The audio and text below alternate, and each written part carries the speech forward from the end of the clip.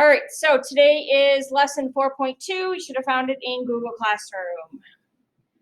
So based on Tuesday's lesson, we've considered evidence that we've collected from the Weird Water Events article set and the sim to see which claims are supported and which are refuted. Based on the evidence, we could support claim 2.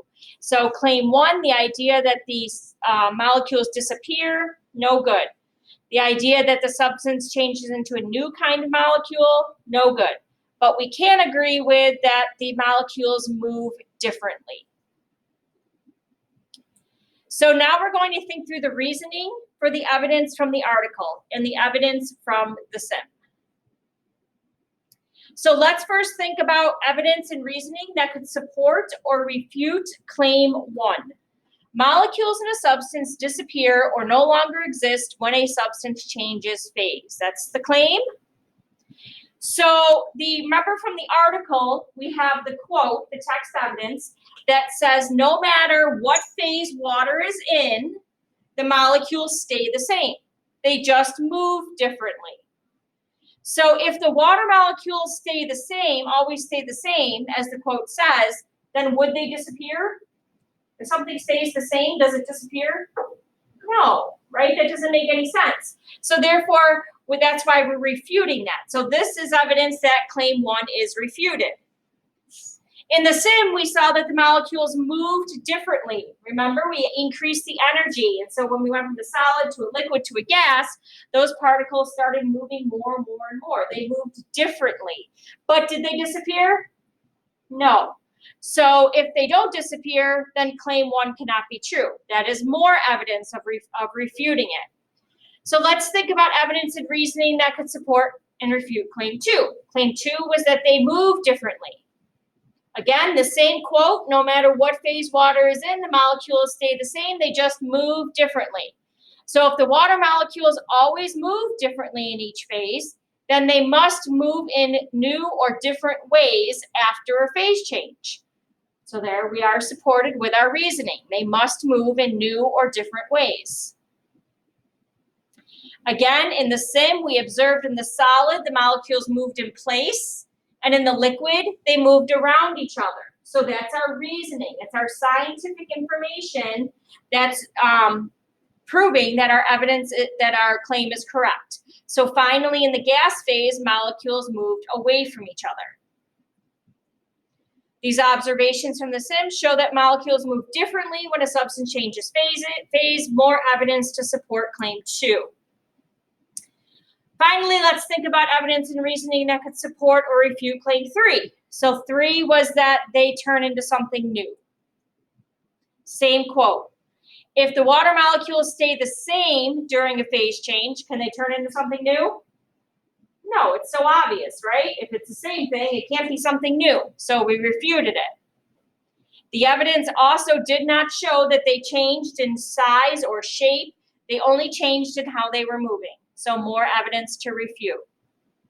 So when we look at all of the other evidence we gathered from the article in the sim, we could see that the evidence strongly supports claim 2 and refutes claim 1 and 3. Kind of a repeat, right? But it's just giving the reasoning behind it. Why are we supporting claim 2? So claim 2 provides us with a very important idea about phase change. And we now have evidence to support this claim. So this claim here is really going to help us to continue to think about that lake on Titan. From the article in the sim, we learned about how we could see what is happening during a phase change with our naked eyes and also understand what is happening at the molecular level. Next, let's add information to our key concepts to show this understanding. So our 3 current key concepts are on our backboard, and they are a solid holds its shape and does not take the shape of its container.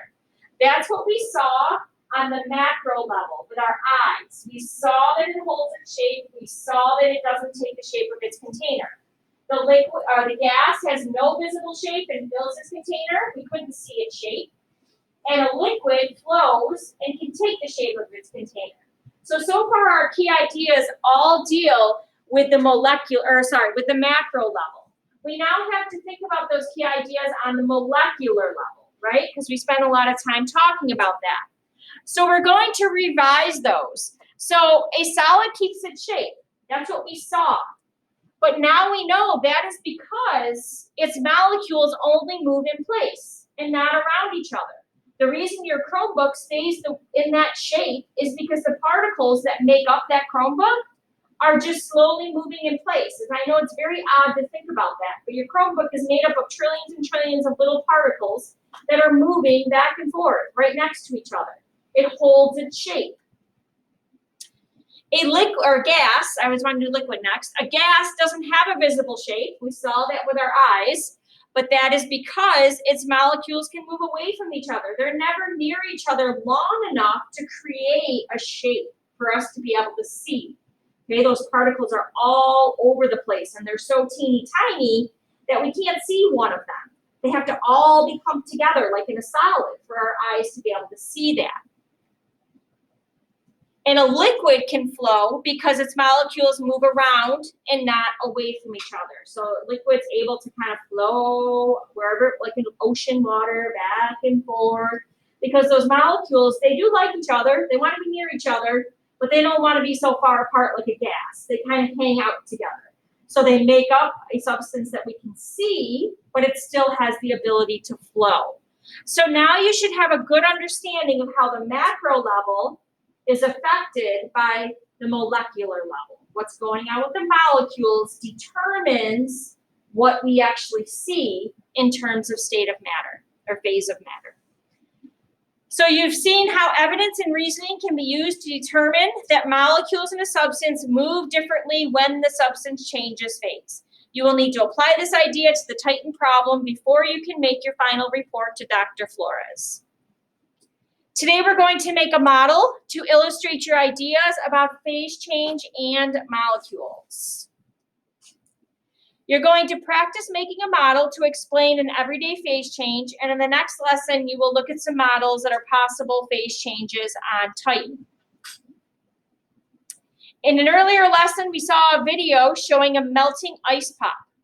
We'll work together to model this phase change. Let's watch that video again. So we're going to watch the melting ice pop.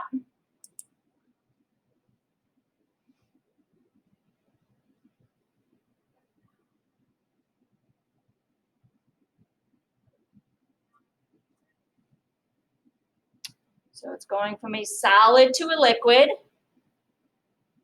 So you're seeing that it's no longer holding its shape, it's flowing now. And in your mind, you should be thinking about what those molecules have done, how those molecules have changed. So we're going to create a model to show that. So we're going to watch a video on how to use the modeling tool.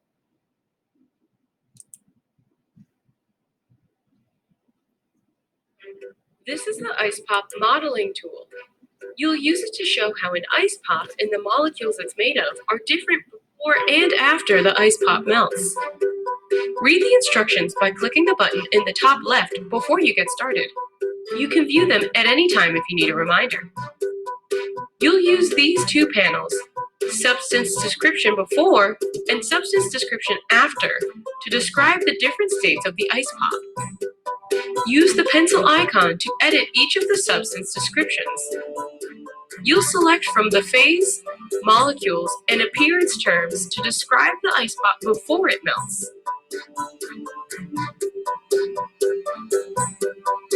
Then, open and edit the substance description after panel to describe the state of the ice pop after it melts. Your completed models should show how a phase change affects the movement of molecules.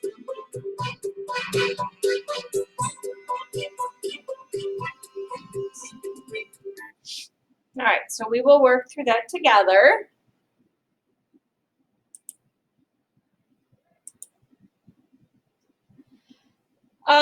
Okay, so we're going to go to this modeling a phase change activity. On Google Classroom, it is number 2, but you can click the link right here. You don't have to additionally do number 2. This is actually number 2 on Google Classroom. So we're going to follow the directions to make a model of the ice pop before and after it melted. If you are confused, watch my video in Google Classroom, which you guys are not going to be confused because you are here.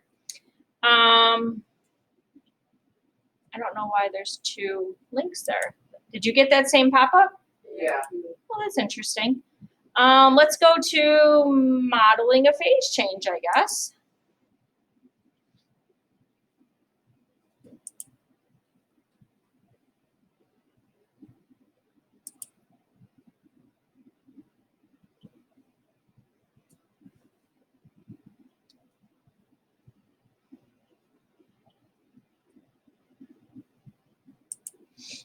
Okay, this is where we want to be. So we're going to use the, is this where you got? Or are we still loading? Yeah, I got there. Okay, is everybody good so far? Everyone's Amplify is working okay? Use the phase change modeling tool to show what happens at the macro and molecular scales during an everyday phase change. So we're going to launch the modeling tool, IcePop, and you're going to listen to your teacher and follow the instructions below. Our goal is to show how an ice pop and the molecules it is made of are different before and after it melts. We're going to press the pencil icon to edit the substance description for the ice pop before and after it has melted. Show how the molecules are moving, select statements to describe the appearance of the substance, and select a phase. All right, so let's go ahead and click ice pop if you haven't already.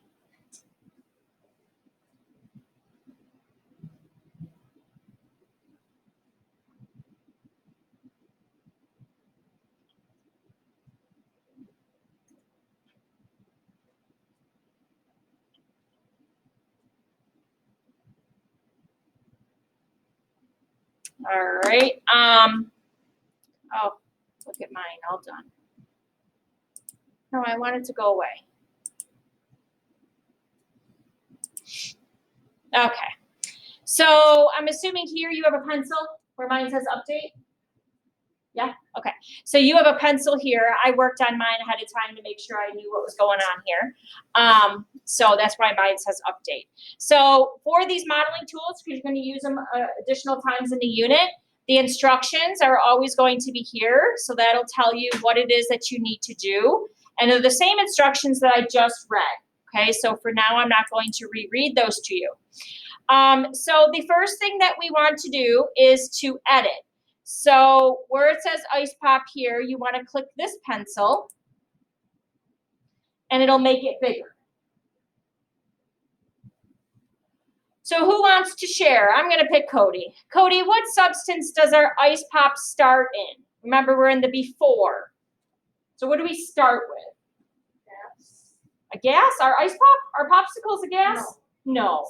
A solid, right? If it was a gas, that'd be terrible. We wouldn't be able to taste it. So our ice pop's going to be a solid. So you want to first choose the state of matter that it starts as. Then choose how your molecules are moving. So in a solid, is there no movement? Do they move in place? They can move apart, or they move around each other. They move in place. Good. Particles of a solid move in place. If you're not sure, refer to our key concepts. Key concepts will help you. Now you have to choose the appearance. So this is the molecular view, right? What the molecules are doing. This is the macro view. What does it look like? So how would you describe a solid? Would you describe it as rigid? What do you think, Brody? You don't think those particles are rigid? Are they flowing? In a solid? No, rigid means stiff, right? So they're kind of stiff. They just kind of move back and forth, okay? So our solid is going to be rigid. Do solids fill their container, Madison? No. Do they have a visible shape? Can we see a solid, Cody? Right, we don't want to click that. Does a solid flow? No, a solid is rigid. Does it take the shape of its container? No. Does it hold its shape? Yes, so we want to select that. And stays at the bottom of a container. No, right? That's a liquid. If you put a liquid in a container and you tip it, it's always going to stay in the bottom. If you tip a solid, it's going to bounce around in that same shape, okay? Like remember when we tipped the containers on the sim. All right, so our solid is good. Does anyone have anything else they want to add or change or talk about? All right, so you can close your solid. And now you're going to do the after, substance description after. So what was the ice pop at the end of the video? And that one I'm going to have you do on your own. Okay, so the first thing you want to do is choose your phase. Then choose how the molecules are moving. Then choose your appearance.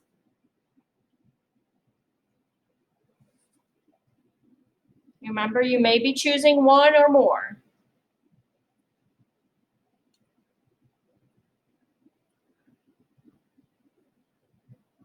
When you finish, hit close.